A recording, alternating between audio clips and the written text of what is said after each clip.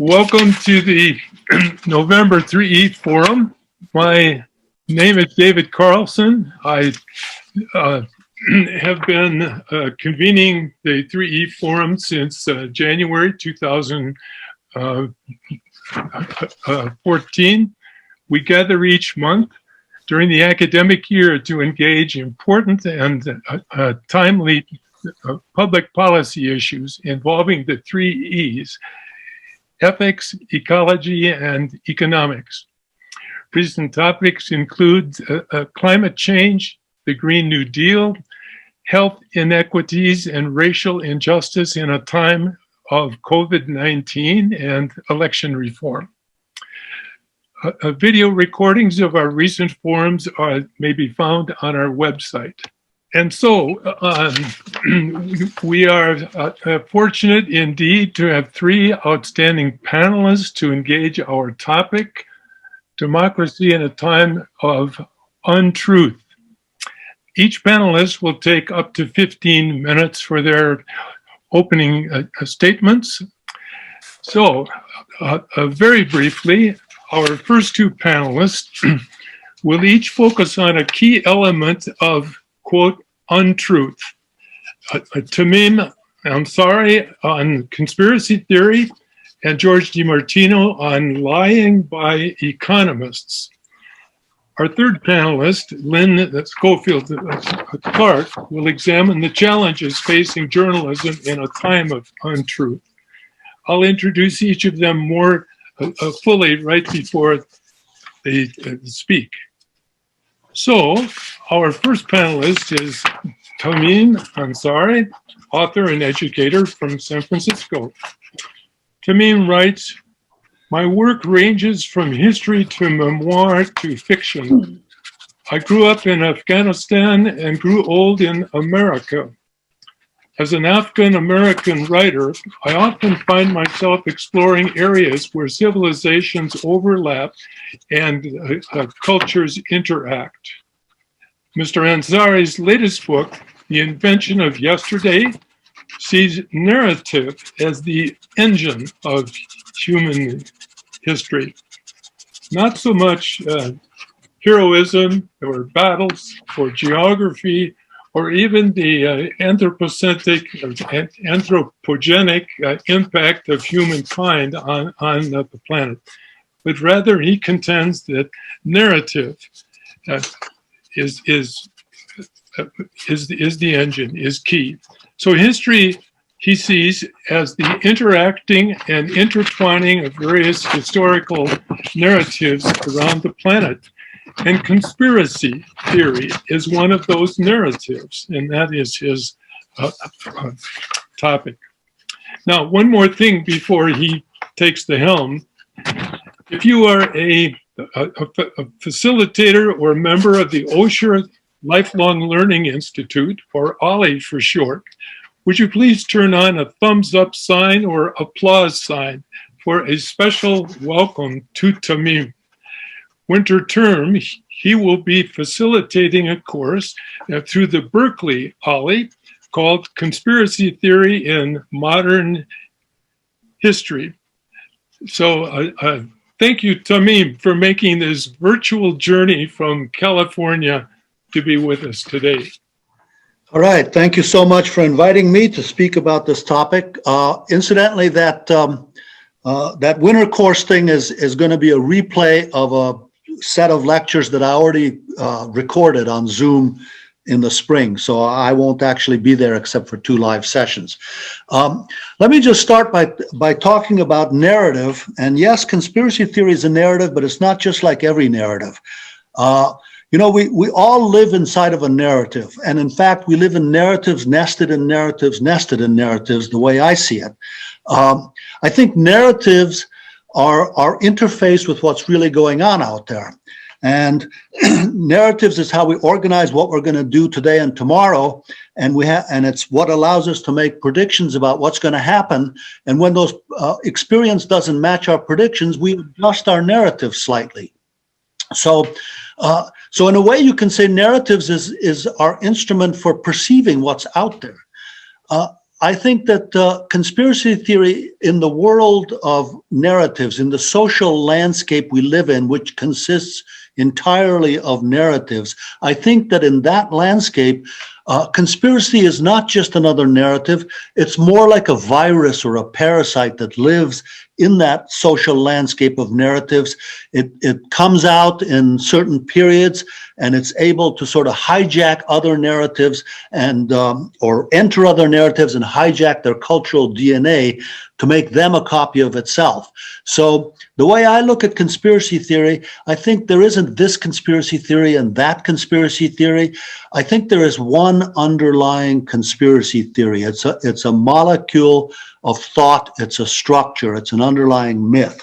And if I were to recount that myth, shorn of all particulars, I think the basic conspiracy theory narrative goes like this. First of all, what seems to be happening is not what's really happening.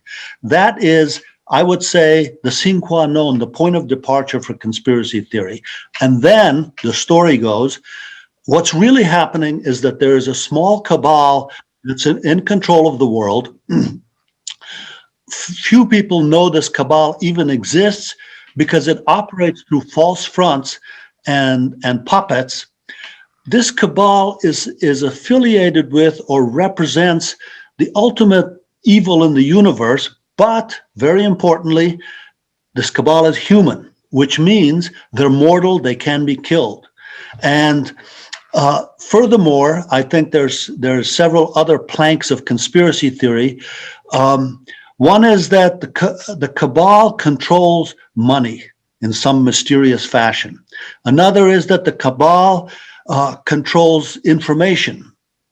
And a third is that the cabal stages news events that look real but are actually scripted by them and carried out by actors. And then finally, the cabal plants agents among us who look like us but are actually members of them. It also tends to be the case that conspiracy theory thinks the cabal is ancient. This plot has been going on for a long time. And finally, the cabal is about to complete its conquest, so we better get busy because otherwise we'll all be enslaved forever. That's the fundamental basic conspiracy theory, and elements of it get swapped out over time. You know, it's like in the 90s, you heard about the Trilateral Commission and the Bilderberg Group, or however you say that. Now you hear about the deep state. In the 19th century, you heard about the Elders of Zion. So I think all of these are just particular manifestations of this underlying story. And I think that, it's not just it's not a narrative like any other narrative. Because of those planks that I just mentioned, which include the cabal is in control of information, the cabal stages fake events, all of those make conspiracy theory a self-confirming, non-falsifiable story of the universe.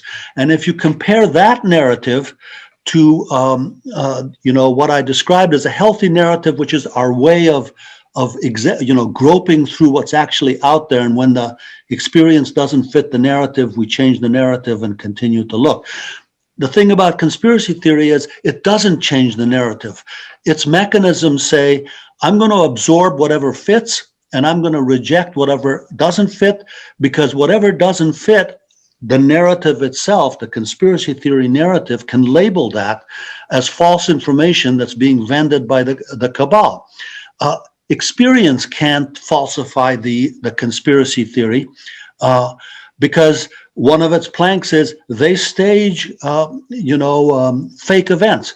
So it's possible for a conspiracy theorist, somebody who embraces this model, it's possible for someone like that to look at an event, a horrific event like the Sandy Hook massacre, and say, oh, that didn't really happen. This is actually, I don't know how many of you know, but this is one of those conspiracy theories that is floating about. It says, no, that was actors. It never really happened. It was just the cabal staging something so that they could facilitate their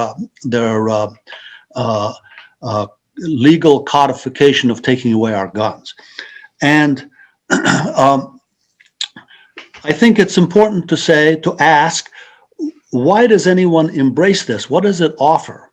And I think that, the conspiracy theory offers relief from the terror of the intolerable idea that history is a haphazard outcome of many, many random forces. So the fundamental description of history by conspiracy theory is if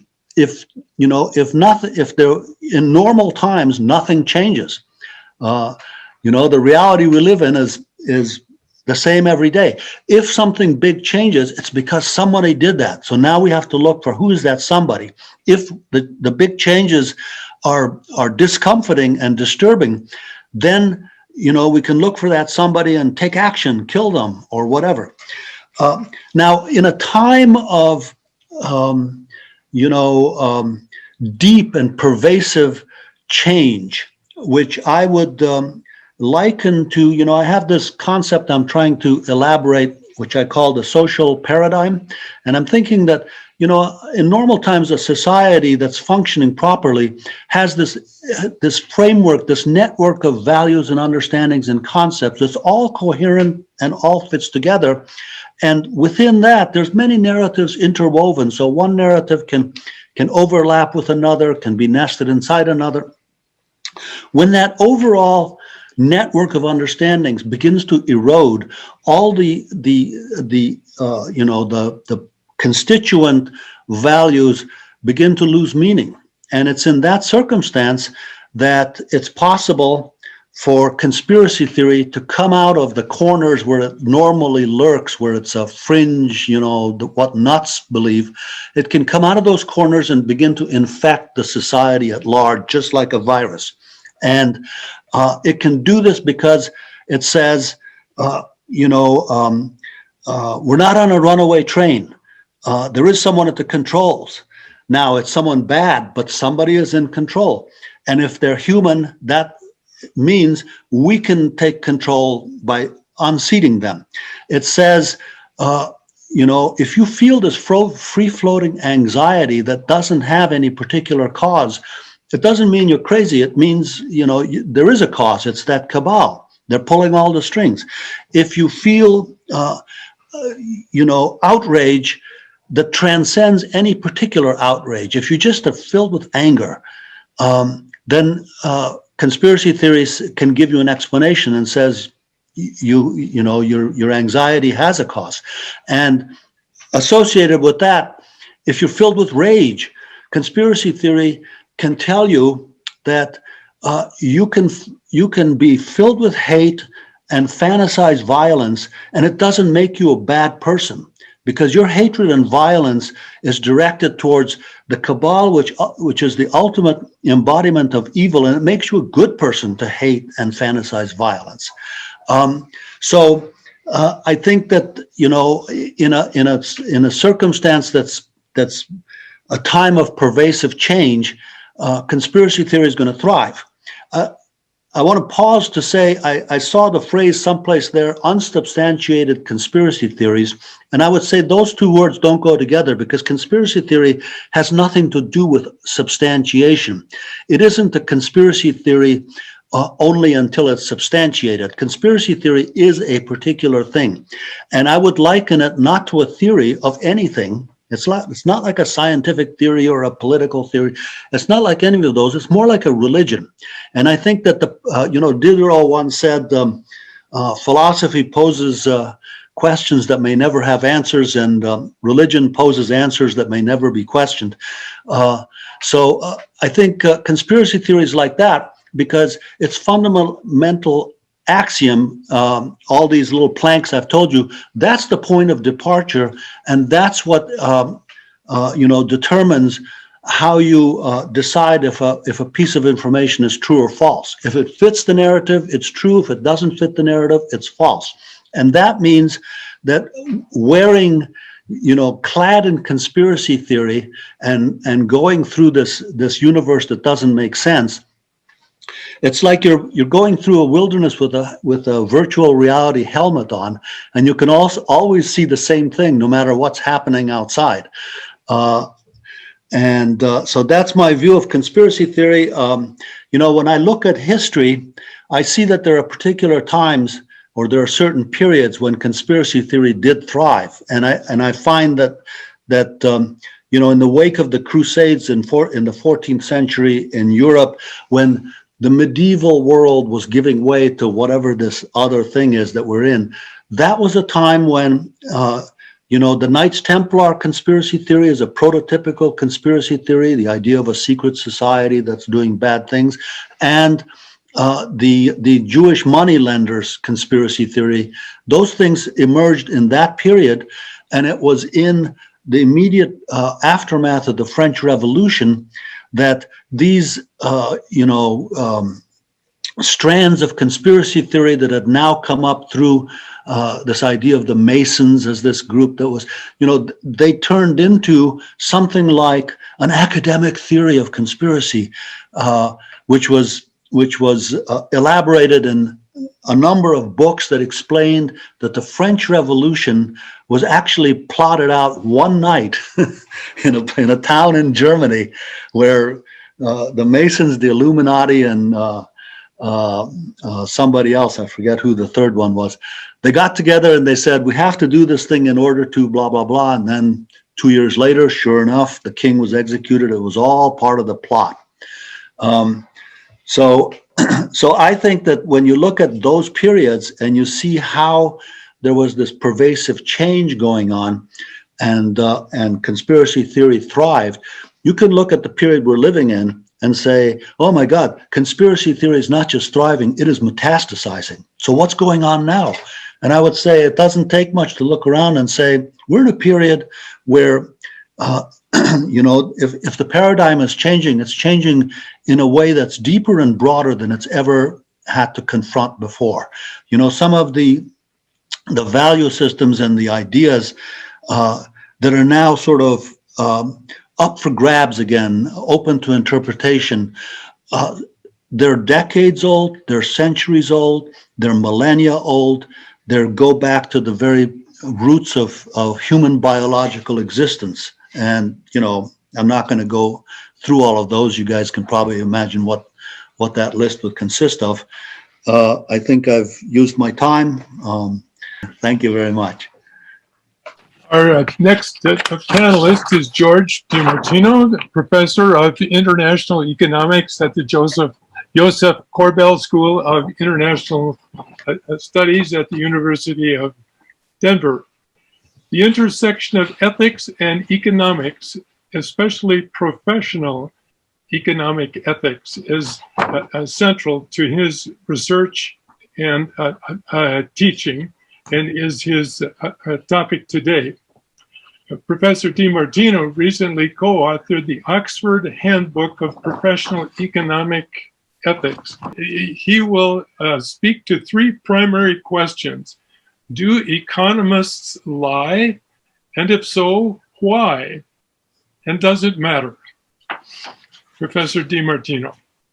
Well, thank you very much. David, thank you for including me in this really interesting panel on a series of questions that are really urgent. The presence of untruth in American politics, and I would argue in politics in other parts of the world at the moment, associated with this illiberal turn in politics that we are witnessing, and the question of what this turn toward untruth means for democracy. I think that the threat to democracy is acute, so I think these issues are really quite central to our time. Now, I'm not going to talk about Donald Trump, and I'm not going to talk about the contemporary political actors who we may think of as peddlers of untruth. I want to talk instead about virtuous people.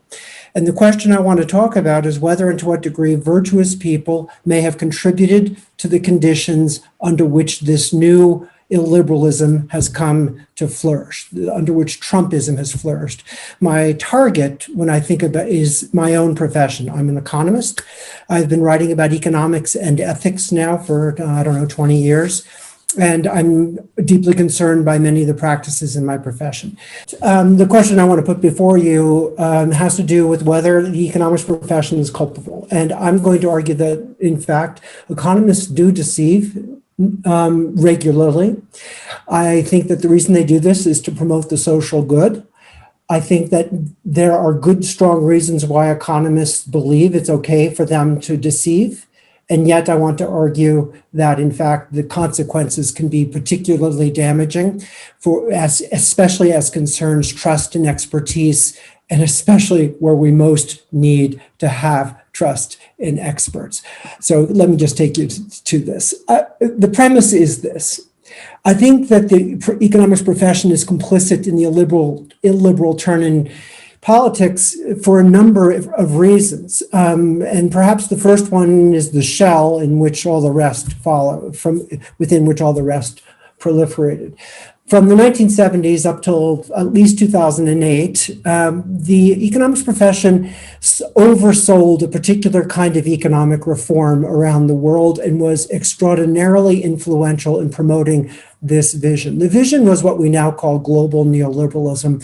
Speaking more as a practical matter, this meant substituting away from state management of economies toward market mediation, freeing up private economic actors to do what they thought best, to pursue their own interests, in the belief that moving away from state direction toward market mediation would generate untold prosperity and raise up everyone, especially those who were worse off.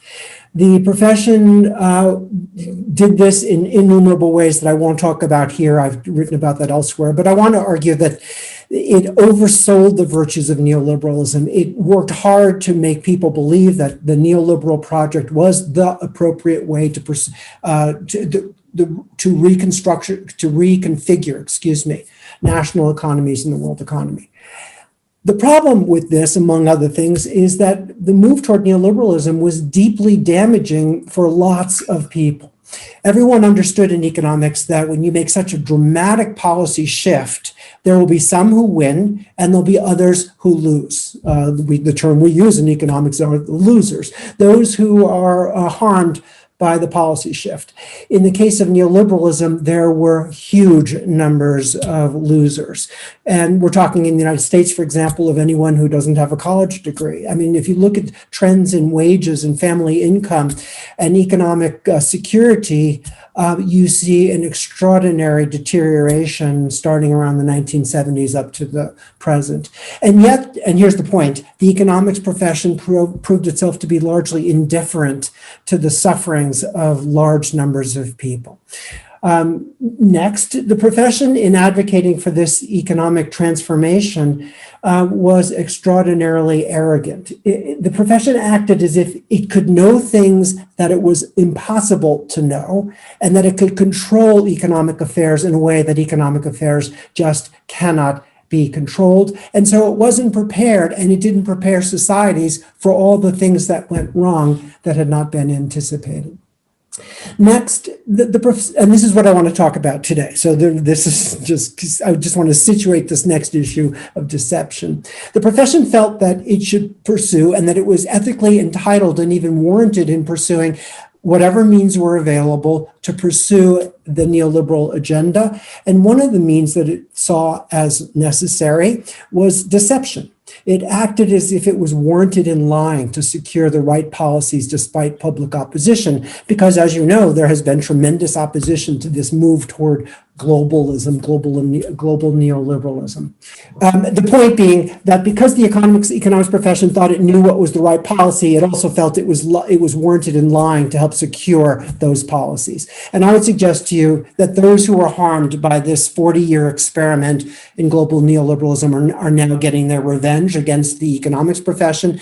But more equally importantly, against the idea of expertise. And that's where I want to go with all this. So I'm now going to move more quickly through some slides. The first question, do economists actually lie? You may know Danny Roderick. He's one of the most important public intellectual economists of our times. He's at Harvard. You can read him on Project Syndicate and other blogs. And he has this new book out called Straight Talk on Trade. And in the first few pages, he he makes these allegations. He never uses the word lie, but he says that economists in pursuit of neoliberalism overstated the magnitude of aggregate gains, and they minimized the distributional concerns. They endorsed the propaganda. They parroted the wonders of comparative advantage. They demonstrated a reluctance to be honest. That's a lovely euphemism for lying. They failed to provide the full picture. They should have been more upfront with the people, with their public. They shaded their arguments. They purposely failed to engage distributive justice issues. And they worked as academic boosters of market fundamentalism. Indeed, they should have presented a more honest narrative. Now, what's interesting about this for non-economists is that I think that economists widely understand that other economists engage in these kinds of behaviors in order to achieve influence in the world. Here's just a few more quotes. This first one from this very important 20th century economist, Joan Robinson. The purpose of studying economics is not to acquire a set of ready-made answers, but to learn how to avoid being deceived by economists. Some of you may read Anatoly Koletsky in the New York Times and elsewhere, The Economist magazine. And he wrote recently, for just as James Bond has a license to kill, so central bankers possess a license to lie. Now, I think that this is just fascinating. I don't know of other professions where it is so widely recognized that their members engage in stretching the truth and fabrications when they deem it important to achieve their objectives. Now, the question then is, why do economists lie? And I think that in fairness, we should presume that to the degree that I'm right, that economists do deceive, they do it for the benefit of others. I think Roderick is right. He says they see themselves as standing on the side of angels. The free traders were therefore reluctant to provide ammunition to the barbarians. So they deceived in order to achieve the agenda that they knew was best for society. My claim is very simple, that economists engage in what is sometimes called pro-social lying, lying in the service of others. I think this follows from the paternalistic ethos that infuses the profession that includes these principles. A, economists know best. B, economists are therefore obligated to do what's right even when others oppose what it is that economists are proposing. And next, if lying is necessary or the best way to achieve the economist's agenda, because economists know that agenda is correct, economists are warranted in lying. And I think that's where the Denny Roderick quotes were taking us just a minute ago. Let me give you one quick example of pro-social lying in economics. I want you to remember what it was like in the years 2007, and then especially the summer of 2008, when suddenly the world's financial markets were teetering on the brink, and we were facing the risk of global, serious financial collapse. The problem I want to bring to your attention is the Ben Bernanke problem. Ben Bernanke was the chair of the Federal Reserve. And of course, he had to constantly give testimony to Congress and to other groups about the state of the economy. Ben Bernanke could not tell the truth. He could not say, we are on the edge of a financial crisis. No one knows how this is going to play out, and I have very limited tools to do anything about it. That would have been the truth. But instead, what did he do? He recurringly went back to Congress and spoke to financial actors to say, everything is copacetic. We understand what's going on. We have things under control. In July of 2008, now keep in mind that's just weeks before the financial crisis hit, he was talking about the GSEs. That's the government-sponsored enterprises like Fannie Mae and Freddie Mac. And he said, the GSEs are adequately capitalized. They are in no danger of failing. Now, I submit to you, he must have known this was not true. Just 2 weeks later, Warren Buffett argued that the GSEs were about to go into crisis. And sure enough, 3 weeks later, the crisis hit and the Treasury had to put up $100 billion to prevent financial disaster, to buy the assets of Fannie Mae and Freddie Mac so as to prevent financial disaster. This was a beautiful case of pro-social lying, Ben Bernanke doing whatever he could in order to convince economic actors, that in fact we were not about to go over the financial cliff, in hoping that so saying he could actually prevent the crisis. Now, there's lots of justifications for pro-social lying, why it might be okay. And I think most economists would think that it is okay. And here are some of the reasons why I think that the justifications that are given. One, the Ben Bernanke problem. When you're in crisis conditions, you have to do whatever it takes to overcome the problem. The second one is more subtle. It's this, that economists believe, I think, that non-economists can't possibly understand economics, and therefore economists can't tell the truth because the truth won't make any sense. They have to shade the truth. They have to manipulate the truth to convey what it is that society should do. That inequality, this difference in expertise, can't be overcome. So instead we manipulate. I think that there's the view that sometimes policymakers face a whole range of policy alternatives, and the ones that seem most attractive are often seen by economists to be the most harmful. So economists have to convince policymakers that what appear to them to be viable policy alternatives really do not exist. This is the famous Tina line. There is no alternative. And I think that's what economists are often doing with policymakers, is convincing them that what seem to be attractive options really are not available. I think that there's a view that other people lie. And so economists are warranted in lying to overcome the lies of their opponents. I'm going to skip down to the last one here, which is this. I think there's a view in economics that the public wants economists to deceive them. They want it because they want economists to do what it takes to protect them from financial disaster, like in the Ben Bernanke problem. And if you presume that society wants you to lie, then of course you are not engaging in any ethical wrongdoing when you in fact do what it is you're being asked to do. Now, those might seem like pretty compelling arguments as to why it's okay for economists to lie. I want to suggest in the couple of minutes I have left that, in fact, this is a very dangerous thing, that there's a downside to lying, even if it's done for the purposes of protecting society. And one example, I'm going to give you the example of medical practice because there's a parallel between medical ethics of the 20th century and contemporary economic ethics. They were both driven by paternalism, the idea that the physician or the economist knows best. The problem with this and using deception to do for others what you think is best for them is that it's deeply coercive. It takes the agency out of the hands of, let's say, the medical patient and puts the agency in the hands of the physician. That was the governing ethic in medical practice in the United States right until the 1960s, when it finally was confronted with a very strong patients' rights movement that started to upset or I should say challenge the paternalistic ethos in medicine. The final nail in the coffin came in 1972 U.S. Supreme Court decision Canterbury versus Spence, where the Supreme Court argued that the physician may not deceive the patient even if the physician thinks it's in the best interest of the patient for the physician to lie. Why? Because this deprived the patient of their rights, their fundamental autonomy. The problem is that economists to this day continue to operate with the paternalistic ethos that has now been thrown out in medical ethics and other professional ethics. The next problem is this. If we think it's okay for some economists to lie some of the time, where do we draw the line? Is it then okay for all economists to lie whenever they think it's appropriate? Are there no limits whatsoever to when deception should and should not be used? The economics profession has never had that conversation, hence we don't have any limits. Next point is this. What about the forms of lying? It's one thing to exaggerate your knowledge of the situation like Ben Bernanke did, and to exaggerate your degree of control over the situation.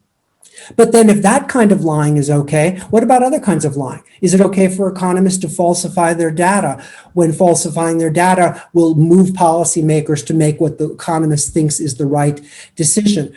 Are there no limits to the forms that this deception can take? Again, the economics profession has never had this conversation. The fundamental problem I want to argue in the last minute: deception corrodes trust. In the first instance, it just corrodes trust among economists. When I was doing research for my last book, talking to lots of applied economists, this is what I was told by different people. A government economist told me, never trust a government economist. An economic consultant told me, never trust an economic consultant. Think tank economists told me, don't ever trust think tank economists. Econometricians told me, don't ever trust statistical economists. The point being, there is a very low level of trust within the profession. Now, that might just be, interesting and even a little funny, but the problem is much greater. Economic deception erodes public trust in economists, and I would argue much more broadly in all experts and in expertise. That is to say, economists' deception, I would suggest to you, has undermined broader public trust in expertise. And we are seeing this as we confront this pandemic with the anti-masks and the anti-vaxxers. We see it in the existential fights or debates around climate change. There is a growing populist sentiment that we do not trust experts. I want to end with just this last quote by Cecil Labach, who I think to this day is still the best theorist on the issue of truthfulness and lying. And her book is lovely. It's called Lying. And she's arguing here, I won't read it, but she's arguing here that when we think about whether we should lie, we tend to do a very short-term cost-benefit analysis, and we see that by lying in a particular case, we can achieve the objective we want. But people who engage in this kind of behavior often lose sight of the long-term effects of lying becoming normalized. And I think that's exactly the problem we have in economics. Lying has become normalized with the effect of undermining confidence in experts. And I want to suggest, finally, that I think in this way, economists are in some sense complicit for this illiberal turn in politics, a turn away from truth, because economists themselves have been engaging in that behavior for so long. Thank you. I'm going to stop my share, and I hope, David, I didn't go too long. No. Tamim, this came up as you were talking about the conspiracy worldview, the framing of that. And my rather obvious question is, would you see Donald Trump as a classic example of one who lives in that conspiracy sort of worldview? Well, there are people who live within the conspiracy worldview, and there are also people who are able to see how the conspiracy worldview existing can be used for their political gain. I'm going to go back to Hitler. Did Hitler actually believe all the stuff he said about the Jews? Who knows? Who cares? Because he knew how to use the fact that conspiracy theory was rampant among the masses in Germany, exploiting it for his, how to use that to gain and sustain power. And I don't know if Trump believes or doesn't believe it, but he certainly uses it as a political weapon. Thank you. Professor DeMartino, can it be that economists as a profession, I myself am an economist and wrote my PhD dissertation on not on lying, but on something that I want to ask a question about, and that is that their bad influence on society does not lie only in their lying, but also in being nincompoops about psychology and philosophy, let alone spirituality. I think that the theories that have predominated in economics for the past 40 years have been deeply damaging, in part because economics kind of came into there kind of came to be one church in economics around neoclassical economics, such that to be a player, to have influence, you had to be a member of that particular church. That church is defined by its insularity. It doesn't study religion. It doesn't study psychology up until recently. It has really been treated as essentially higher order mathematics, where very simplistic, unrealistic models are taken to provide insight into the ways of the world. The good news is that that church is now collapsing, as you may know. With that, it's been under assault from the behavioral economists, from other kinds of economists, and it's no longer the center of gravity in economics, especially for economists that are way younger than me, under the age of, say, 45. They're not taking neoclassical economics seriously anymore. So I think that moment has passed. At least for now, there's a greater openness in economics to alternative perspectives, and thank goodness for that. Yes, indeed. Thank you. Okay, there's another question from Jim Pa, but in terms of the connectivity here, I'd like to ask Emily to unmute herself and follow up with a question to Peter's question. Thanks. It just sounded in the response with the example of Hitler. Oh, sorry, my screen is kind of smudgy. With the example of Hitler using conspiracy theories as propaganda, are propaganda and conspiracy theories kind of hand in hand, or are these two different things that overlap? Are conspiracy theories propaganda? Is that what you were asking? Correct. I think it's more complicated than that. I think that the existence of conspiracy theory is a way to focus and manipulate hatred and the readiness to do violence by purporting that there is a small group with incredible power, and to focus that anger against somebody who can't fight back. In my analysis of the historical emergence of conspiracy theory, I find that there's a tendency for the lords with swords, as I put it, and I'm going back to medieval time. There's three ingredients to conspiracy theory. There's lords with swords, there's peasants with grievances, and there's a conspicuous minority that can be targeted as scapegoats.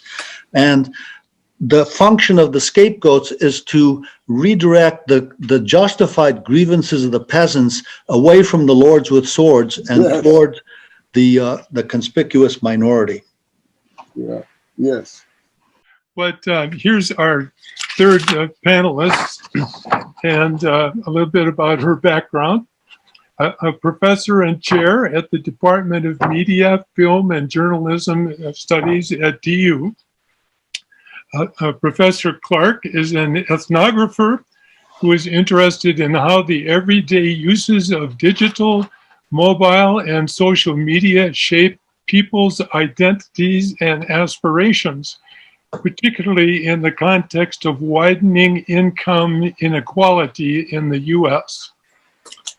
So there, she recently co-authored Young People and the Future of News. Now, you can see one line from that book that I picked out. So here's obviously a young person that Professor Clark or her colleague, Regina Marchi, did I pronounce that right? So this young person basically, put the problem this way. If something is happening, it will show up on my Twitter feed, and then I can go to a CNN or something if I feel a need to follow up and get more information. That speaks volumes to me, and so I really look forward to Lynn's explication of what's going on with young people. But also, I wanted to mention that Lynn is also president, the newly elected president, in fact, of the International Association of Internet Researchers. And the link to our theme this afternoon is that this organization has researchers around the world looking at how social media are being leveraged in disinformation campaigns. So please welcome Professor Lynn Clark. Thanks, David. And I think David has shared with you in advance some information about Sophia Rosenfeld's work, which I really enjoyed, where she was looking at the issue of truth in politics. And so I'm hoping that I can just start off by trying to tie some things together, because I think one of the things that Sophia Rosenfeld talks about is she says that a politics dominated by truth has never really existed. That is her provocation in the book that she's writing. And she then talks about how we remain committed to an undogmatic and open-ended idea of truth, that this is sort of a fundamental aspect of how we think about democracy in the United States and around the world actually today. And one of the things that she does in her work is that she contrasts this idea of an undogmatic, open-ended idea of truth that arose in the Enlightenment in contrast to monarchical or religious truth. And she talks about how democracy too has shifted from an idea of, when we thought about a wise leader who had a lot of knowledge, who would be the person that we would elect to leadership, to a move toward a more technocratic understanding of democracy. And I think we really have heard George's comments in particular have highlighted that issue of how we've thought about the technocrats and the role that they have come to play in democracy, and how we've come to distrust those elites and those technocrats.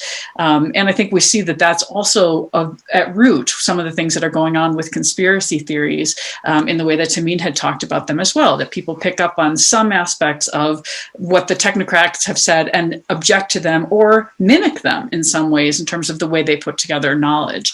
So what I wanted to start with, I guess, is to kind of do a similar challenge to what Sophia had said, where she says a politics dominated by truth has never really existed. I would argue that journalism may never really have been a source of truth. And so I think this is, I want to start, I also teach media history, so I wanted to talk a little bit about some of the history in terms of where we got there, and I'll try to whip through this kind of quickly just so we can get to the social media of the present. But when you think about journalism and truth, some of you may think about this person, and so maybe some of you remember him. I certainly do. And so when we talk about the question of how has the relationship between journalism and truth been imagined in the past, often we think about Walter Cronkite and his way of framing news as the way it is. He was known as the most trusted man in America, and he was a UP World War II correspondent, as many of you know. That's one very prominent story of how we think about the relationship to journalism and truth. But there is an alternative story as well, and that would be this one. The alternative vision would be that of William Randolph Hearst, who's credited with playing a significant role in the start of the Spanish-American War, who sent a photographer to Havana in 1898, telling the photographer, "You furnish the pictures and I'll furnish the war."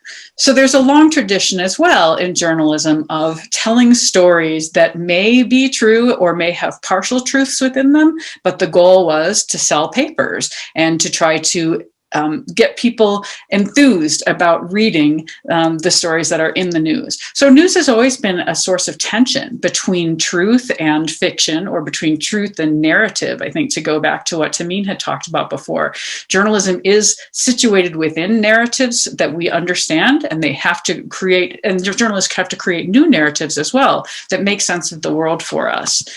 But journalism has a long history of not being the Walter Cronkite type journalism. And in fact, a lot of people in my field of media history and journalism history think of that as the exception rather than the norm. So even though many of us on this call would have experienced Walter Cronkite as being the defining person of the true journalism that we all miss, actually, maybe that was an aberration. So if you look back in journalism in Europe and the US, news from the 17th century, for instance, it arose out of the traditions of word of mouth. From news was passed by the pulpit through travelers, letters, and ballads.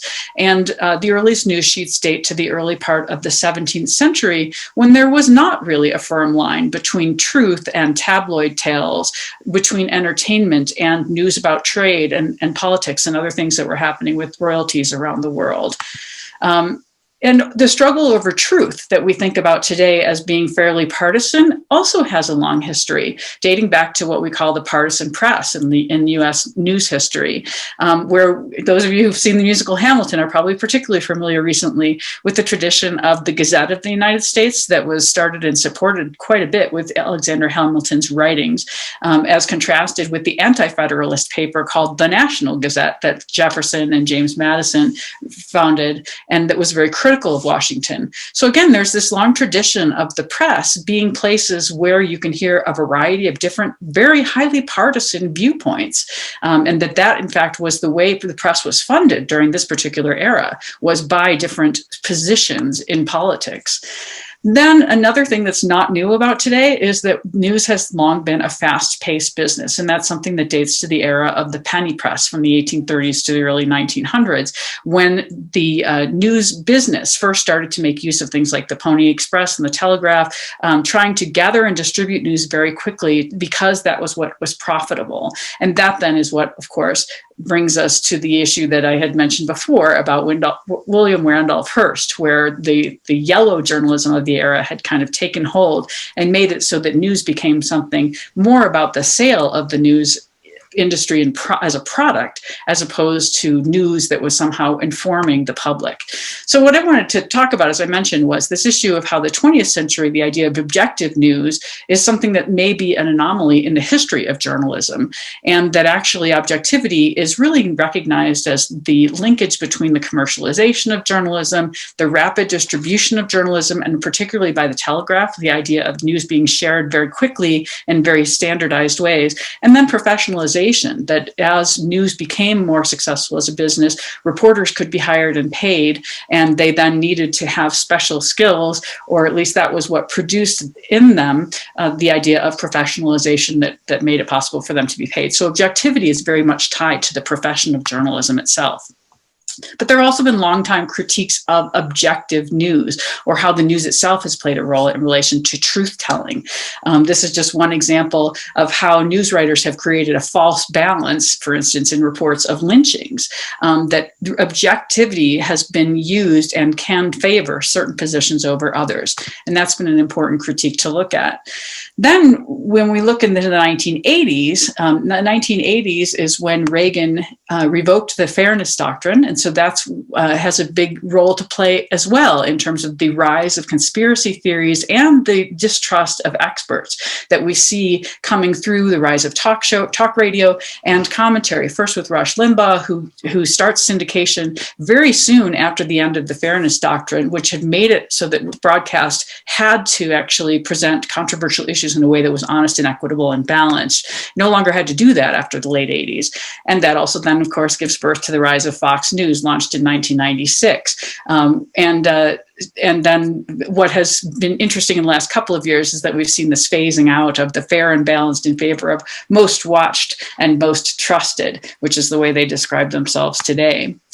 But in the field of media studies, we usually teach about things that have changed in media in relation to truth, in relation to issues of deregulation and ownership as well, that you can't actually separate who is telling you the truth from who owns the distribution channel of that truth. So we talk about the deregulation and the fact that we've had a concentration in ownership in media industries for a long time.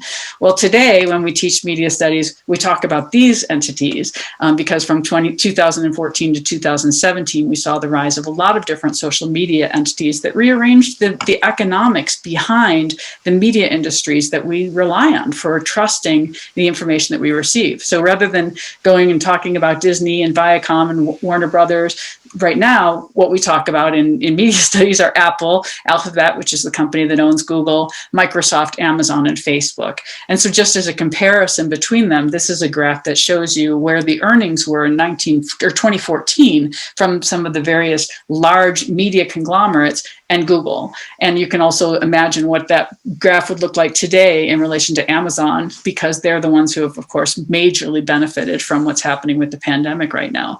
So what I would argue is that I think we're seeing a real shift in the gatekeepers of how we think about the truth tellers and how we are adjusting to those. And basically, we've gone from a time where we've trusted editors of news organizations to be the ones that vet and help to practice what we think of as scientific rationalizing processes to produce news, to a time when we've now kind of allowed these social media companies to emerge as the gatekeepers of how we will get information.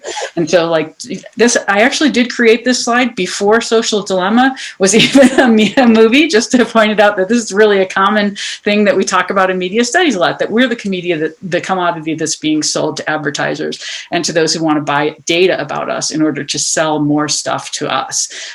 So that we have to recognize that. So in my own research, I've looked at how social media platforms have influenced journalism ideas and truth, as David mentioned. And so I won't go into this a whole lot, but because he pulled out one of the quotes, but just some things that young people say. News is the information you need in order to have engaging conversations with someone. Or if I saw more people who looked like me other than stories that are about crime or sports, I might pay attention. And then this one, which is my favorite, when you think about how people first become acquainted with news.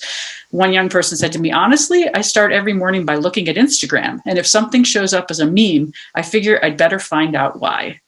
So I think this is illustrative of the way that social media has changed the way that we think about how journalism delivers truth, if we think of it that way, that young people, but I would argue increasingly all of us, do not start our days. Many people do not start our days with the sources of news that we once might have seen as important. I mean, those of us who are journalism professors probably do. And you know, many of us on this call probably still look at the New York Times or Wall Street Journal or whatever is your preferred, Denver Post, whatever is your preferred news source at the beginning of the day. But for many people, and not just young people, the first source may be something through our friends. What we found increasingly with the research was that we were doing in the book was that people of all ages would talk about how it wasn't necessarily news, that when we talk about news, we don't necessarily think about the institutions of news. We think about who was it that shared it with us, and are we going to like it? Or are we going to share it? Because that is the way we tend to receive news now. And so that brings us to this issue of how the role that social media is now playing in the way that we think about and vet and evaluate truth. So just to say quickly here at the end, I wanted to talk a little bit about how disinformation spreads. As David mentioned, there are a number of people in the International Association of Internet Researchers who are doing a lot of research into how disinformation spreads. So disinformation campaigns are something that have emerged fairly recently, and that is the coordinated spread of disinformation as a means of influencing public opinion. This is something that really has only been studied for about the last decade or so. But basically what researchers are finding is that there are three ways that different entities use to try to spread disinformation, the way that they're basically harnessing the tendency for us to want to think about conspiracies or the tendency for us to want to question experts. First is through content strategies, by telling partial truths and providing some basic information that sounds like it's true. Maybe some parts of it are true, but that's the first step, I guess, in putting together a disinformation campaign. The second is legitimation strategies. So what people will do is look for ways to legitimize what they're doing. So linking to things like hyperpartisan leaders or seeking out retweets from people who are recognized as authorities, because then that helps to provide some legitimacy. And then the third strategy is the spread strategy, which is trying to seek more ways for people to retweet or @reply people if you're using Twitter or Instagram, to try to give more visibility to certain views and also to frame whatever it is that people are saying as urgent. And then what we've seen with the research into disinformation is that disinformation spreads something like 10 times more quickly than standard information does. And that's one of the real problems. That's a problem not just for journalists, but for all of us in democracy, in a democratic society, is that when people put disinformation out there, it's more likely to spread very quickly and very widely. Whereas then if someone comes back and corrects the information, it's spread much less quickly and it's much less interesting to people, because social media drives and thrives on outrage. And so this is the thing that I think where I would say is our problem, where we're really, one of the things that I think is a key issue for us right now is that if disinformation is damaging communities around the world, we have to look at the role that social media platforms are playing in that. We as humans are playing some role in terms of what we're doing. And we've created the technology, but the technology itself also has a role that it's playing, and in particular, the drivers behind the technology, because it's important for us to recognize that it's their business model that makes disinformation appealing. They don't really have a responsibility to the public the way newspapers, at least in their most ideal sense, did.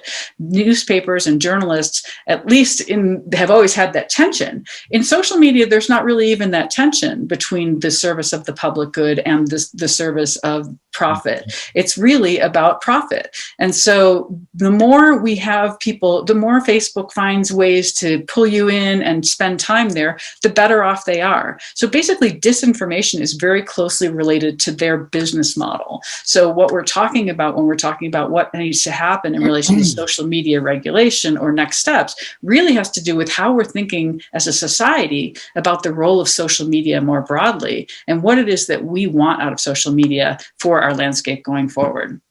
So just to wrap things up, we're not going to go back to the days of Walter Cronkite, unfortunately. But when we think about what is coming up in the future, I do think that there are a couple of signs of hope that I would want to leave us with and to kind of continue the conversation with.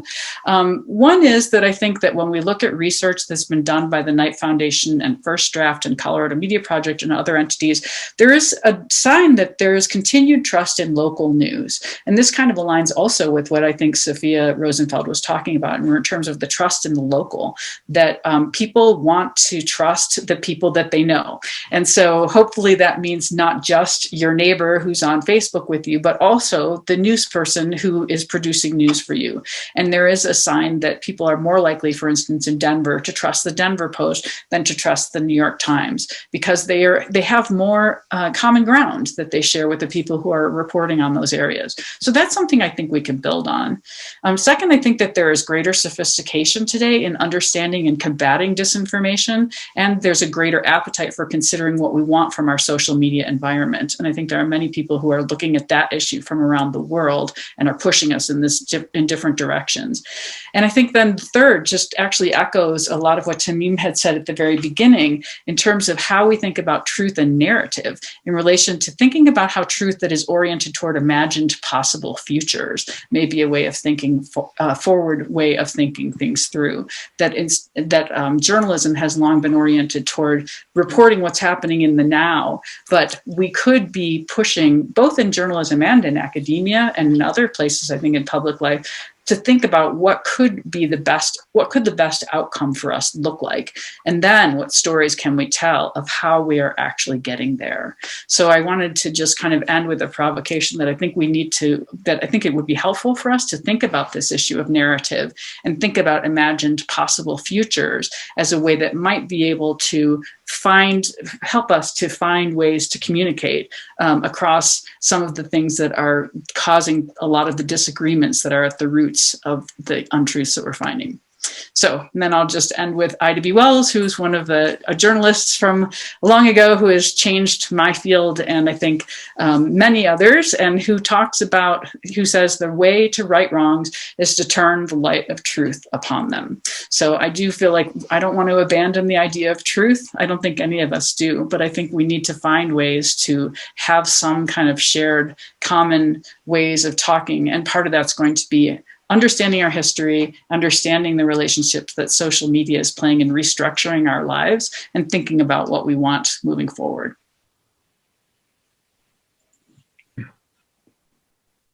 Thank you.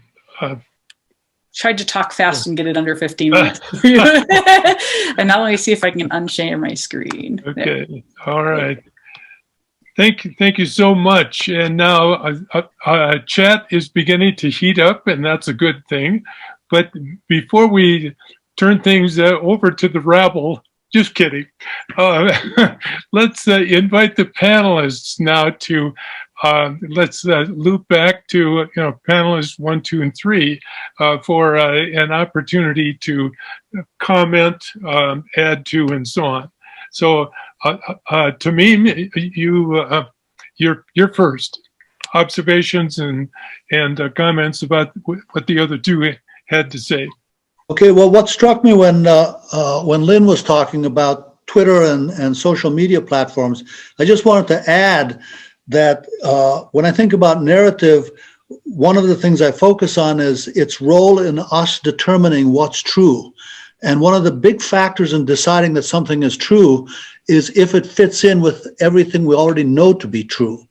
And the thing about Twitter and social media is that its algorithms herd you into speaking with people who share all of the things you supposedly already know to be true, and that is, you know, goes along with conspiracy theory in the sense that it closes you off to getting any information from outside. So I think that social media is really crucial in all this process, the way you put it. Okay. Thank you. Lynn, did you want to comment back or add No, I mean, something to George's? No, I just think we could go to George because I do think that Tamim has made a really good point, that I think Twitter is also based on the same kind of business model that is basically about confirmation bias. And I think that's important for us to recognize that that's always been a part of journalism in some ways, in the sense that, you know, there's a desire to please the audience. But I think that's even more so with social media, that there is more. And I think that's also a concern when we think about expertise for academics or for others, because increasingly expertise is valued by aggregation now, meaning the more times you get retweeted or the more times people, you know, see something that you've written or posted. So there's a real confusion going on with popularity and truth as well. And I think that might be a different issue, but I think that it's also related to these concerns about who gets to amplify voices and how certain voices get amplified. Thank you. Professor DeMartino. Yes. Comments, please. Well, it really struck me as listening to Tamim and Lynn that a theme that runs through all three of our discussions is the issue of trust.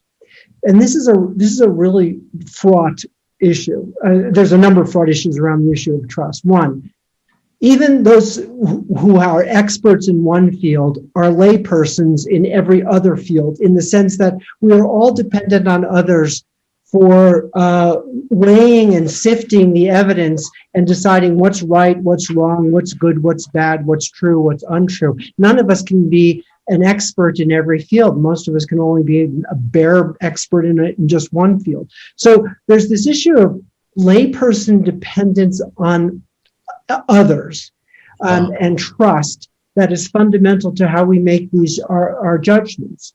And that opens the door to exploitation by those who seek our trust. To the degree that they can achieve our trust, they can reframe what we take to be true, what we take to be untrue. And at the moment, as I think Lynn did such a great job reminding us of Walter Cronkite and how much trust we had in this individual, the trust has been fractured across so many different purveyors of truth. I guess I'm wondering, how do we pull back from this? And this is where Lynn was going toward the end, how do we begin to restore trust such that we can actually have useful conversations as opposed to what we have now, which are just competing accounts of truth that are orthogonal to each other? How do we recapture that trust? And how do we, in professions like economics, that I would argue have forfeited the trust placed in them, how do we go about restoring that trust? Trust is easy to lose. It's much harder to gain back, I think. And I think that's where we are today in our contemporary political scene. Thank you. Lynn, Tamim, do you have a follow-up comment? Well, I just want to say this, you know, the word trust, it reminds me that when this was like a long time ago, this was like late 90s, some people got together, I was invited to talk about media we could trust so that we could share information on what media actually told the truth and, you know, would help each other. And we all started putting our ideas forward. And that's when I first noticed that what we were putting forward were media that confirmed the worldview we already had. That's what we meant by media we could trust. And right around then, I saw that, that phenomenon just sort of exploded with Fox News, MSNBC, two social bubbles of truth. Lynn, last word before we turn to the audience. Yeah. I think that this issue of trust is really central. And I think that it's kind of, I think that's not a new question with democracy either. I mean, I guess I think that, because democracy is a system and trust is based on relationships. And so I think that's long been a struggle. I mean, I think that's what John Dewey was writing about and what Walter Lippmann was writing about in the early part of the 20th century, like how do we actually develop a community or a society that acts like a community that trusts one another? And especially in a context that is increasingly plural, when we have varied worldviews and life experiences that come into play. So I think, I think that it is an interesting time for us to think about shared narratives and how we can listen to each other. And I think that one of the things that can be really frustrating is that it seems like that some groups are much less interested in listening. I find it really challenging, actually, to be a professor right now, because I think it's, and I don't know if George would agree with this too, but I kind of feel like the best thing to do is just be quiet and listen a lot of times, because I feel like I've studied a lot and I love to give you presentations and tell you all the history that I tell my students and everything. But it's also true that it's really a time for experts to be listening to other people and, and to also really be skeptical about the whole idea about what it means to be an expert. Because I think that I'm part of a tradition. I have to recognize that I'm part of a tradition that grew up, kind of valuing a certain kind of expertise, which meant devaluing another kind of expertise, which is kind of the lived experience that I think you see, especially in communities that have been traditionally marginalized. So I think there's a really big movement now in academia to try to recognize indigenous epistemologies and recognize Afrofuturisms and different ways of approaching truth and understanding. So I think it is a real time for humility within university settings. And then also a time for figuring out how universities can be open places for many people to have a role to play in the conversation. Yeah. Well, that's a segue to the audience. And Paul has monitoring the sequence of questions from the audience. So, Paul, I'm going to turn it over to you. And, okay. Jim Paul, can you unmute yourself? And you have several comments and questions. Can you address and tell me who you want to address it to, please? Well, you're right. I had several, and another one just came up, and so I'll just address what I thought Professor Lynn, is that right, just said. What came to mind was sometimes those of us in academia, and I've never taught at the college level, just at K through 12, and I was also a practicing engineer for many years, and it seems like some of the issues around disinformation and what people want to believe, you can't combat them with logic. You can't combat them with data. For example, gun control, the logic and the data is overwhelming. The overwhelming, number of nations that have gun control, but people in this country think they really have a God-given right to own guns. And so, to me, that's that there's a what's the phrase I'm looking at? There's a non sequitur there, that those of us in academia who would like to be able to use data and persuasion, that seems to get in the way. The other question that I proposed was when the second speaker, I'm so sorry I missed the first speaker. I was running late from another errand in my car.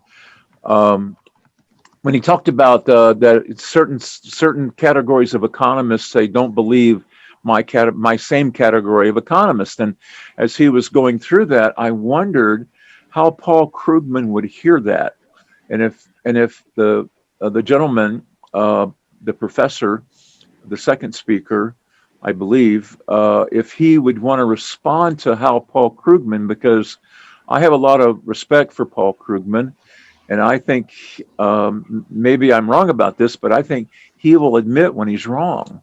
So I was hoping that someone could address that. And then when we were talking about lies, I still remember Jimmy Carter say, "I'll never lie to you." And I noticed the time frame for lying was from 1970 to whenever, what the end date was. I'm sorry, I can't remember the end date, but 1970 through some date in the, past that. And Carter served from 76 to 80. So I wondered if one of the speakers would want to address those questions. Okay. George, would you like to comment? I can jump in on the Paul Krugman. I tried to get the handbook on economic ethics that David referenced earlier. I tried really hard to get Paul Krugman to write an essay for me for that book, and he ultimately decided not to. I wanted him to write about the ethical challenges facing the public intellectual, because he's probably the premier public intellectual in the economics profession. He is enormously influential. And that means that when he makes a mistake, people suffer. I mean, there are consequences to his making mistakes. So I asked him if he would explore that in an essay, and he chose not to do it. And I was so disappointed because I wanted to hear him self-reflect on his role in in world politics and the ethical burdens he faces. Here's what I would say, but okay, putting that aside. Paul Krugman is, in my view, part of the problem in the sense that the profession, the most successful people in the profession have extraordinary degrees of hubris, and I would put Paul in that category in the sense that whatever he thinks he believes at any given moment, he is certain is correct. And he uses rhetoric brilliantly in order to disarm his critics, often with ad hominem arguments. He often goes after their motivations. He goes after. So even when I find myself agreeing with him on the policy issue, which is quite common, I'm never persuaded by him because he's engaging in a kind of discourse that I think is part of the problem in economics and can't be part of the solution in economics. You're correct. There have been critical times recently when Paul Krugman has said I was wrong, but he hasn't said this. I was wrong about feeling so strongly that I was right. I was wrong in being arrogant. That's what Paul Krugman has not copped to, and I think that's significant because it indicates the nature of the problem in economics. We think we know best. Whatever it is we're thinking at a given moment, we think we know best, and for that we don't take responsibility and we don't apologize. Can I just follow up, David? Well, Jim, we need to let some other voices, if that's okay. I was just going to say certitude is a problem, and one of my favorite religious philosophers, Karen Armstrong, talks about the dangers of certitude. And I hope the professor will keep on Paul Krugman and get him to write that essay. Okay, good point. Paul Belanger. Yeah, Paul Anderson, you got a question? Yes, hello there. Excellent presentations, thoroughly enjoyable. A couple of quick comments. One is people's opinion or people's points of view are not changed by facts, they're changed by emotions. So you got to get that in there somehow. And they're playing on that to make it happen. Another one was if you're talking about the future, it's unknown. So therefore you can't trust anybody. I mean, they don't have an answer. Even if they're very certain on it, there's no answer there, and you have to wait for the facts. My main question relates in part to what Jim asked also about Jimmy Carter in the 70s. So I direct it to George, please. He talked about neoliberalism, neoconservatism, and differentiating the neo from the not neo, that type of stuff, and which one is when and where. My understanding is the big changeover was in the election of 1980, and we had the Reaganomics coming in, and that is still with us in many ways. However, you presented it as from 1970 to 2008, and you referred to the 40-year period. Well, 70, that would be 50 years, or, I mean, so my question is, what was in this 1970s? Did you really mean to lump that in with what we got with Reagan? Mhm. And from 2008 to the present, are you separating that away from being this is it conservatism, liberalism? Please explain. I can only say a few words about this because this would take an hour. So let me just be really quick about this. There were a series of economic crises in the 1970s that brought under attack this kind of state-mediated kind of economic, what we think of as Keynesianism, which was the prevailing approach to economic management from World War II through into the 1970s. By the end of the 1970s, you start to get a real profound attack on that coming out of the Chicago School of Economics. That attack proves to be wildly successful. Even in the latter years of Jimmy Carter's, you really start to see the turn under Carter prefiguring Reagan. Reagan, however, and Margaret Thatcher represent the watershed moment where this new approach, thinking this kind of Chicago school approach to economics called neoclassical economics, that's the kind of theory, leads to advocacy for a new kind of economic system, which has come to be known as neoliberalism. So neoliberalism is a kind of economy, neoclassical is a kind of theory that justified neoliberalism. That the economics profession pushed ahead with that straight on to 2008. It wasn't until the crisis of 2008 that we start to get a real sense in economics that maybe we had gotten it wrong. And we've started to see a real pullback from the neoliberal model, even in places like the World Bank and especially places like the IMF, which have really started to reverse their course away from neoliberal policies. I'd be very happy to talk further about that. But if you reach out to me, we could set up a time to have a virtual chat, and I could talk about this stuff all day. The confusion I have is you still link the neoclassical with the neoliberal because it's doing the one and stuff. And that's what I can't quite get my head around. It's not like they're two different ones. One is causing and it's in there. So yes, I'd like to talk with you later on. Please be in touch with me and we can do that.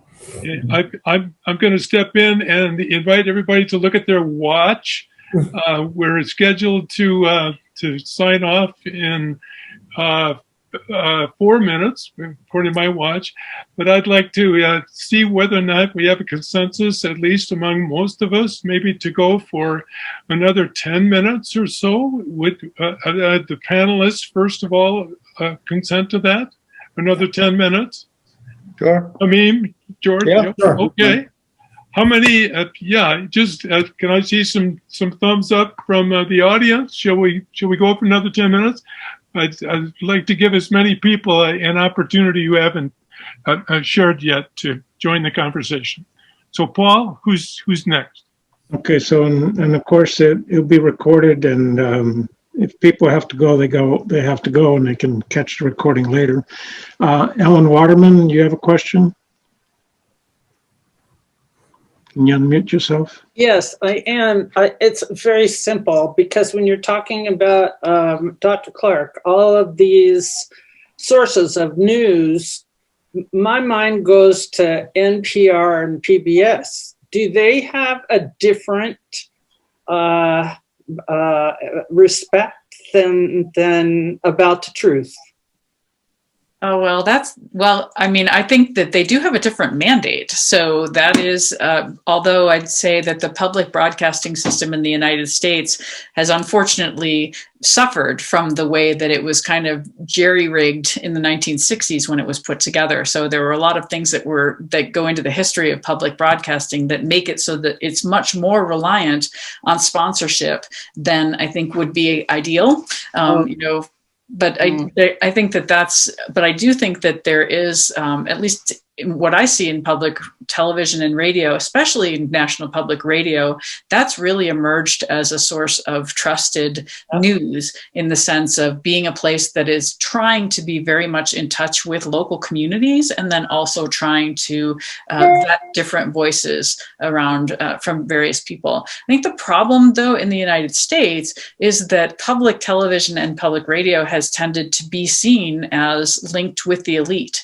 So it's important to recognize that whereas many of us on this call probably really like we like NPR, and we like Rocky Mountain PBS's news division, and think that they're doing some really good work. I think they're doing excellent work in the documentary area, both for audio and visual documentaries especially, but they're not going to become the trusted sources for people in Middle America. And I think when you think about I lived in Western Pennsylvania for a while, and my in-laws live in Central Pennsylvania, and you go to a place in Central Pennsylvania, and if you go to a car dealership, for instance, you're going to hear either Rush Limbaugh on the radio all day or Christian radio on the radio all day. And so you're not going to hear, National Public Radio very much, because and that has a lot to do with what's available, but it also has to do with the culture of what's accepted as kind of the norm of that area.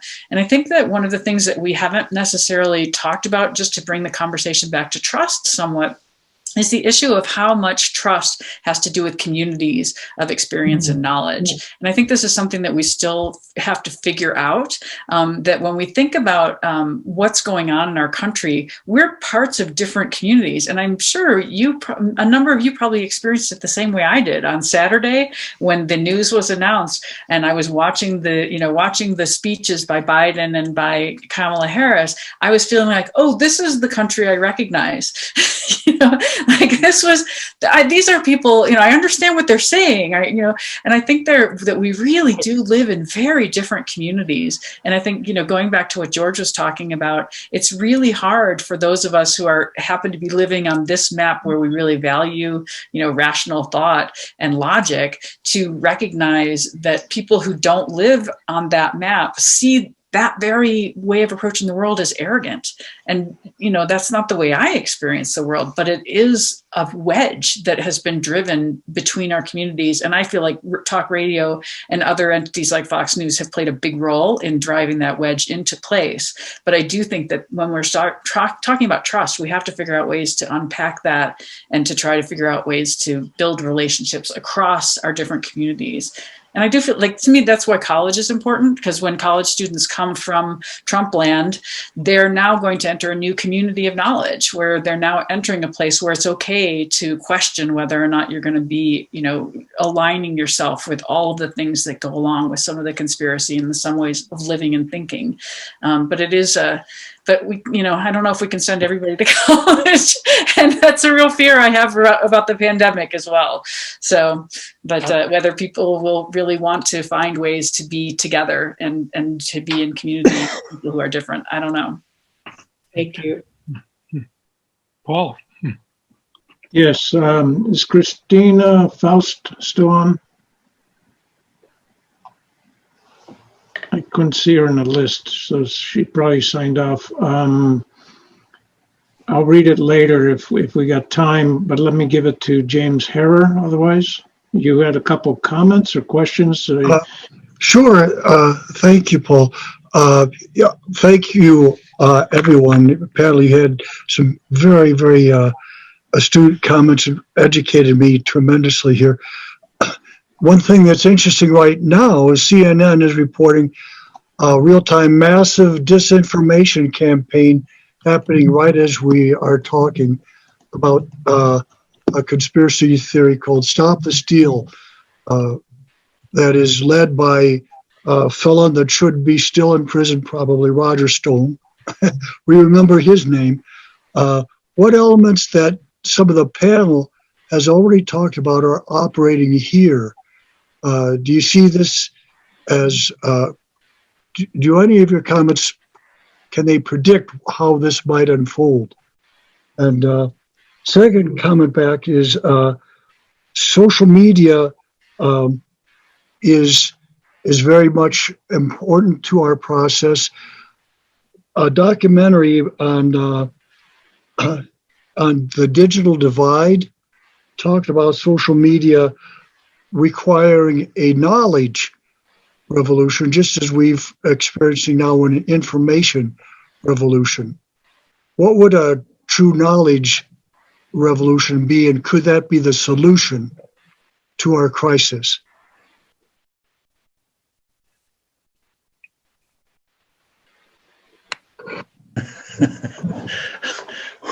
A true knowledge revolution. We're at a loss on that one, James. You know, the stop the steal thing, once you unmoor from being in a framework where you're trying to decide what's true by gathering evidence, and go into a framework where the conclusion is where you start and it determines what evidence you gather, then you have a two incompatible sets of thoughts. One is stop the steal from Roger Stone, but you know, my wife was just telling me she was on a walk with some super progressives who also thought that there was massive fraud on the Trump base part, because he couldn't possibly have gotten that many votes. Which I have to admit, as soon as I heard that, it's like something in me going, yeah, right, they're the guys that cheated. So there's two frames working there. And, while I'm still here, let me just go back to the gun thing.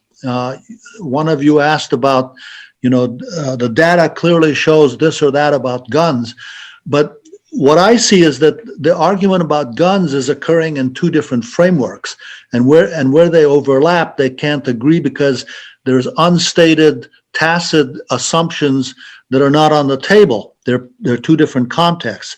And my own view on gun control assumes that what we all want is we all live in this society and we'd like to safeguard people's rights to have things under the Constitution while we're, doing what we can to have a harmonious and peaceful society. Of course, we all want that, don't we? But there is another framework within which the central axiom is the federal government is the enemy. And one of these days, we're going to have to fight the federal government. And in that context, then it makes sense for people who are within that framework to say, no, you can't stop me from getting, howitzers and machine gun, rapid fire machine guns. We're going to need those. Whereas if you're in my framework, it's like, why could you possibly need a 50 bullets a minute gun?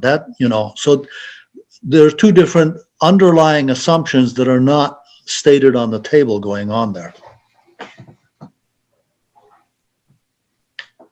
I think another thing I'd add to that comment too is that it is interesting in some ways the position that news organizations like CNN have been put into, because on the one hand, I think traditionally we want our news organizations to have some deference toward its leadership. That's kind of part of our way of approaching the relationship between news and governance. But on the other hand, we want the news organizations to call out when something is really wrong. And so I think they're kind of caught in a way, and I feel like they become politicized through and I think that it's been a very effective use of the mainstream media on the part of Trump and others to be able to put forward this conspiracy that is so shocking because, as Tamim was saying, there's so little evidence, and yet we don't have our news organizations, kind of cutting him off and saying, we're not going to listen to this. They're still needing to report the story.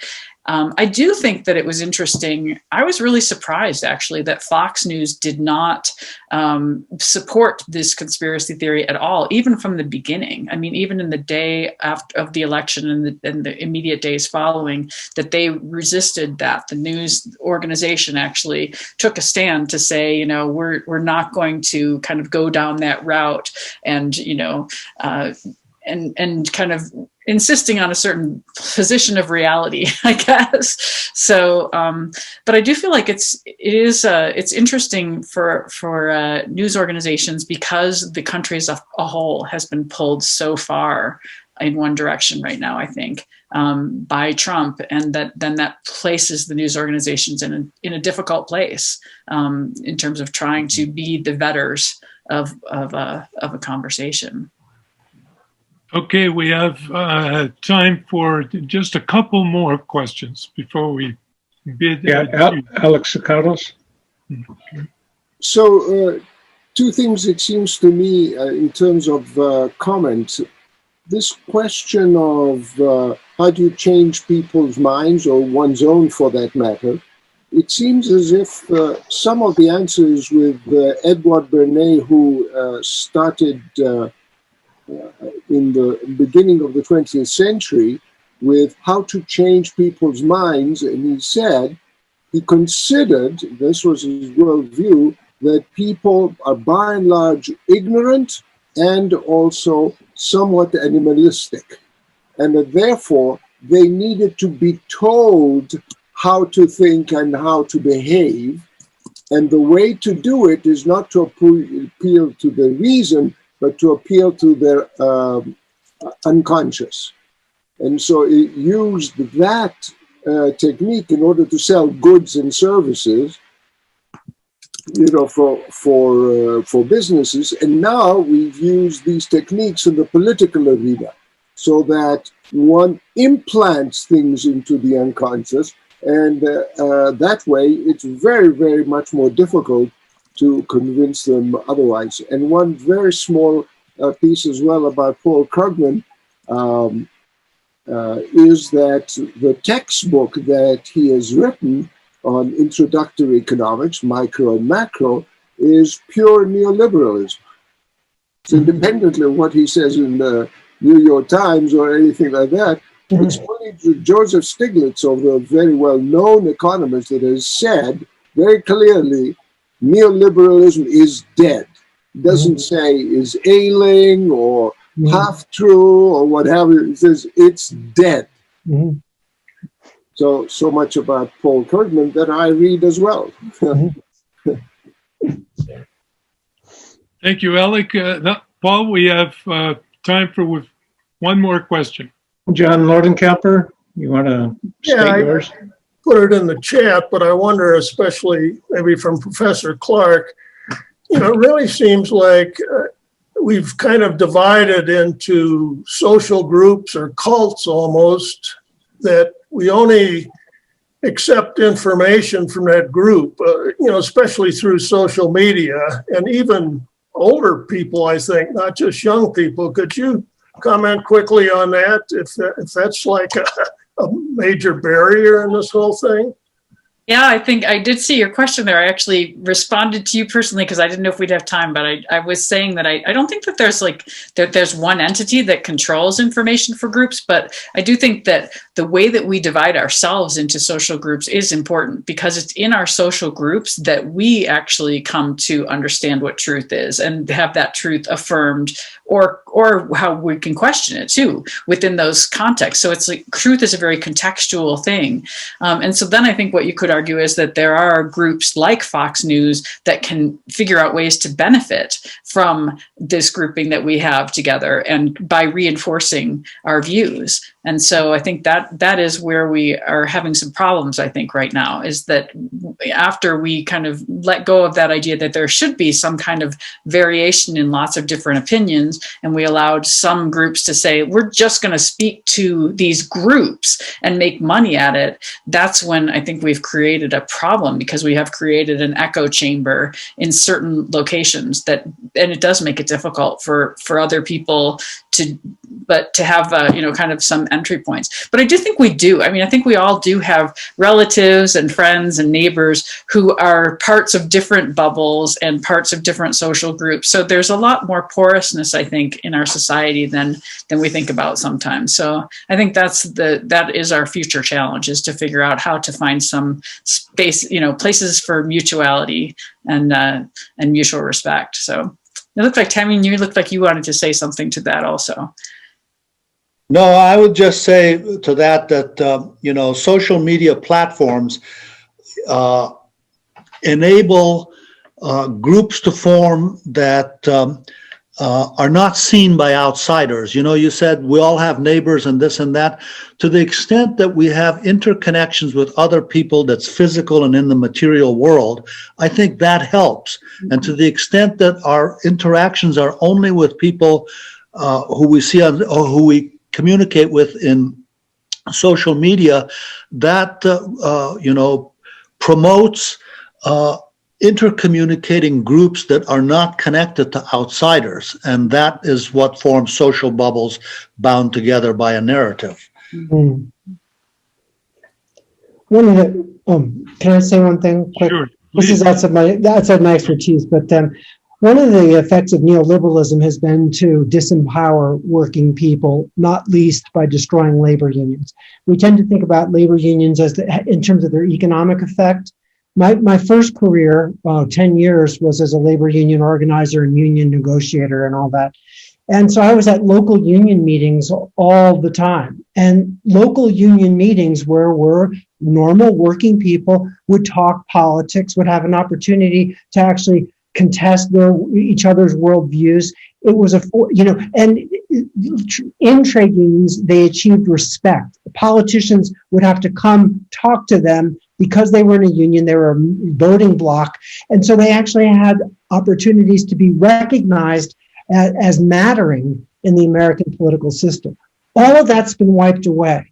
My presumption is that that's what opens the door to susceptibility to conspiracy theories and to purposeful untruths, because the forums where people achieve recognition and identity, working individuals, all gone. And the opportunities to have civil conversations about politics, gone. And what's left is Rush Limbaugh and Fox News. It's just been, my closing point, the assault on working people's associations has been devastating, not just economically, which it has, but also politically, because I think it's contributed to this mess that we're in now. Thank you. Thank you all.